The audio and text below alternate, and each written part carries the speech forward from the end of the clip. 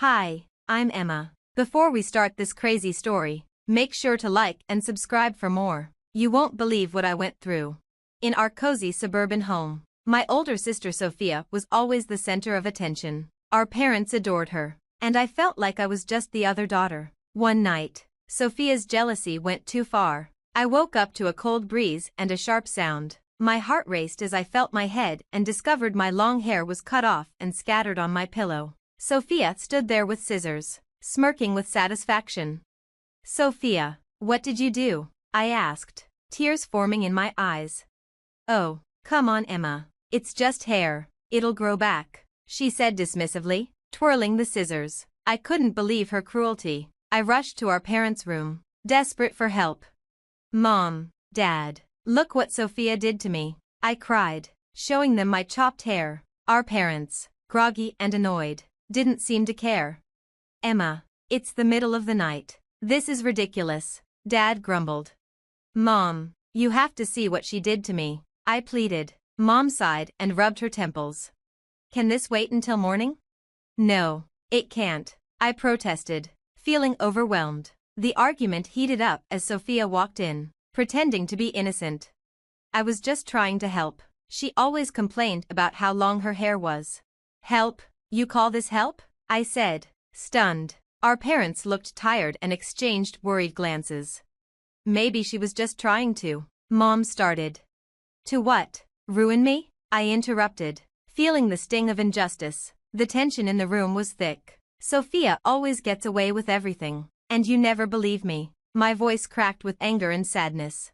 "Emma, that's enough. We won't tolerate this ingratitude and disrespect," Dad said firmly. "Disrespect? I'm the victim here," I protested, feeling utterly betrayed by my own family. "Either apologize to Sophia or leave," Mom said coldly, her words hanging heavily in the air. "Apologize for being attacked in my sleep?"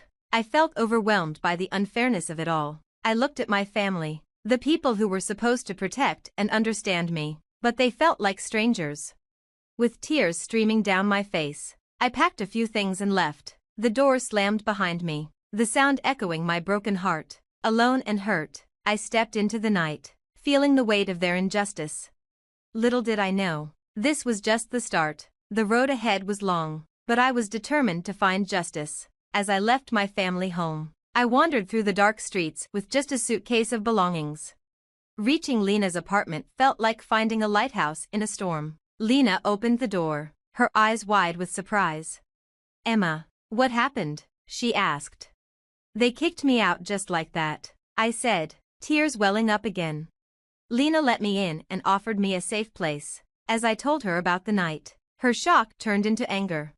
"Stay here as long as you need," she said firmly, but staying wasn't enough. I needed to be independent. So, I threw myself into work. My days started before sunrise and ended after sunset. I worked as a waitress during the day, a cashier in the evening, and walked dogs on weekends. It was exhausting, but with each paycheck, I felt more independent and determined. Mr. Jacobs, an elderly man with kind eyes, walked into the diner. He was known for leaving generous tips. One day, he asked me, "You're always so hardworking, Emma. Have you ever thought about a quieter job?" "A quieter job?" I asked. "Yes, my bookstore could use someone trustworthy to help run it," he said. The offer felt like a lifeline. Working at Jacob's Books wasn't just a job. It felt like coming home. Surrounded by the musty smell of old books, I found peace. Mr. Jacobs saw potential in me that I hadn't seen in myself.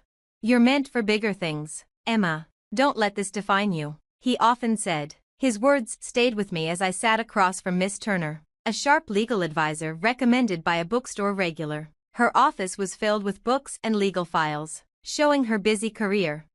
"This isn't just morally wrong, it's legally questionable," Miss Turner said, looking over my notes. "So there's something I can do?" I asked, my voice full of hope and uncertainty. "Yes," she replied, "but it will require work. You'll need evidence, documentation, any form of proof." "It's your word against theirs," Miss Turner said, "but if we can prove a pattern of behavior, we might have a case." I left her office with more than just advice. I left with a mission. Back at my small rented apartment, I began documenting everything: text messages, emails, any evidence that could reveal how my family treated me. But evidence alone wasn't enough. I needed a plan to expose everything and make my family face the consequences of their actions. Nights were spent researching, and days were devoted to gathering information. I reached out to old friends, neighbors, anyone who could help build my case. I was meticulous, treating each piece of evidence like a brick in the fortress I was constructing.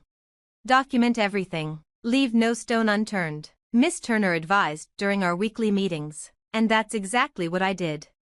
As the plan came together, I felt a change within me. I was no longer just a victim of my circumstances. I was becoming the architect of my own destiny. The girl who had been cast out was now ready to stand her ground and bring the truth to light, no matter the cost. Months of preparation led to this moment. My plan was precise, every detail carefully considered. The evidence against my family was a mix of solid proof and strategic tactics. I decided to start with Sophia. She had a knack for twisting things to her advantage, especially on social media. I watched as she posted about her perfect life, unaware of the storm I was brewing. It was time to reveal her true colors. Sophia loves the spotlight, I thought. Let's give it to her, I whispered to myself as I began my subtle campaign. I started posting old photos of us that seemed innocent, but the captions were carefully crafted to hint at a deeper story. One caption read, "Missing the sisterly love," which made people start to question and dig deeper. I reached out to mutual friends, sharing snippets of Sophia's behavior but carefully avoiding exaggeration. It wasn't long before whispers began to spread, and her perfect image began to crack. At the same time, I gathered legal evidence: old emails, voicemails, medical records, anything that showed years of neglect and favoritism. Miss Turner was invaluable, guiding me through the complex legal process. "The stronger your case, the harder they'll fall," she advised. With my evidence ready, I waited for the right moment, our extended family's annual reunion. It was the perfect setting, with the entire family present, an audience for the truth. As I walked in, the tension was palpable. Sophia greeted me with a fake smile, and my parents' hostility was barely concealed. Dinner was a blur of forced conversations and strained smiles. Then, as everyone settled into the living room, I stood up and cleared my throat. The room fell silent. "I have something to share," I began, my voice steady. I revealed everything: the haircutting incident, the years of favoritism, and the night they threw me out. Each word made the room more tense, filled with shock and disbelief. My parents and Sophia sat frozen, their faces a mix of anger and fear. "What is this nonsense?" Dad finally spluttered. "It's not nonsense, Dad. It's the truth," I retorted, holding up my evidence: photos, emails, and testimonies. The truth was laid bare for everyone to see. The room erupted into chaos, a mix of disbelief and anger. "How could you, Sophia?" one aunt exclaimed. "Emma, why didn't you say anything?" a cousin asked amid the turmoil. I called Miss Turner. "It's done. They know everything."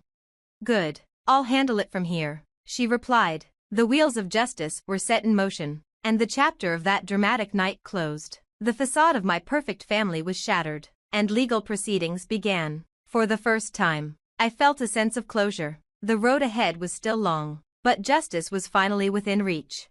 The courtroom was a world apart from the chaos of the family reunion. Everything here was orderly, and the air was charged with anticipation. I sat composed but nervous as Miss Turner prepared our case. "Miss Turner, are we ready?" I whispered. "We've been ready, Emma. Today, justice will be served," she replied with a reassuring smile.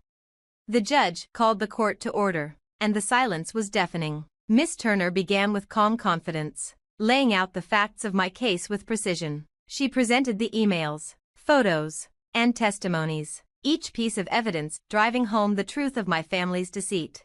My parents and Sophia sat with their lawyer, their faces a mix of anger and fear. Miss Turner recounted the incidents, including the night Sophia cut my hair and how I was thrown out like a criminal when I sought support.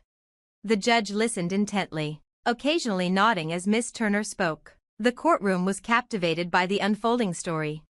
When it was my family's turn, their lawyer tried to downplay the events, calling them simple family disputes. It's just sibling rivalry, he argued. Siblings rivalry? I blurted out, unable to keep quiet. They left me homeless. The judge warned me to control my outbursts, but I could see the sympathy in his eyes. As the proceedings continued, the truth became increasingly clear. In the end, the judgment was swift and fair. My parents and Sophia were found guilty of emotional abuse and wrongful eviction. The gavel's sound was like music to my ears. I was met with a crowd of supporters and media. My story had caught the public's attention, one of family betrayal and a fight for justice. Emma, how do you feel about the verdict? A reporter asked. Relieved, I replied. The weight of years has lifted off my shoulders. And hopeful. This isn't just my victory. It's for anyone who's faced family injustice. In the weeks that followed, I used my story to advocate for others in similar situations. I spoke at events, joined support groups, and worked with Miss Turner to assist those facing family legal issues. My life had taken an unexpected turn, but I embraced it. From the depths of despair, I had emerged stronger and more determined. I found peace not only in the justice served, but also in knowing that my story could inspire and help others.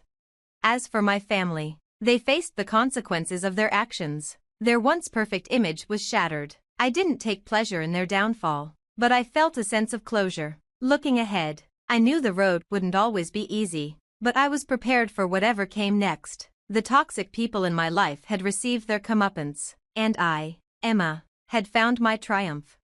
And that's the end of Emma's journey. But here's a question for you. If you were in Emma's position, would you have chosen to legally confront your family or taken a different path to find closure and move on? It's a tough choice, filled with emotional and moral complexities. What would you do and why? I'm really curious to hear your thoughts, so please share your opinions in the comments. If you enjoyed this story and want to see more, don't forget to hit the like button and subscribe to the channel. Your support means the world to us and helps us bring more content like this to you. Thanks for watching and engaging with our story.